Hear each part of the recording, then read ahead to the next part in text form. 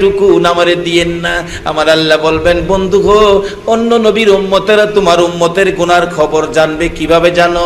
আমার নবী বুঝাইতেছিলেন, প্রভু গো, সকল নবী রাসূলের উম্মতের খবর আমার উম্মতে জানে। বলুন আমরা জানি কিনা? আদম আলাইহিস সালাম রে বেহেশতেতে বাইর করে দিছেন, আমরা জানি কিনা? এমন সকল নবী রাসূলের খবর, উম্মতের খবর আমরা জানি।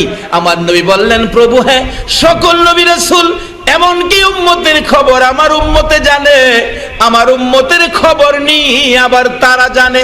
আমার আল্লাহ বলবেন, বন্ধু গো, তোমার উম্মতের খবর অন্য নবী রাসূল জানবে দূরের কথা, মা গুনাহ করেছে মেয়ের কাছে কমো না, ছেলে গুনাহ করেছে বাবার কাছে কমো না, পুলিশ গুনাহ করেছে ওসির কাছে কমো না, ওসি ভুল করেছে এসপির কাছে কমো না।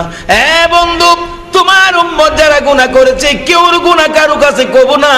অন্য নবী রাসূল জানবে দূরের কথা, আমি তোমাকেও জানতে দিব না, গোপনে গোপনে আমি আল্লাহ মাফ করে দিব। এই গোপন সিস্টেমগুলির মধ্যে কত যে রহস্য রয়েছে, রহস্য আলোচনা করলে বহুত সময়ের ব্যাপার। বলতেছিলাম, আখিরি নবীর উম্মতের জন্য আমার আল্লাহ 24 ঘন্টায় মাফের দরজা খুলে রাখলেন। আইয়ুব আলাইহিস সালামের বিবি রহিমাকে যদি আমার আল্লাহ এই পয়েন্টে বিপদ থেকে বাঁচাইতে পারে, আমরা যদি সেই নবীর উম্মত হই, বলুন আমার আল্লাহ বাঁচাইতে পারবে কিনা?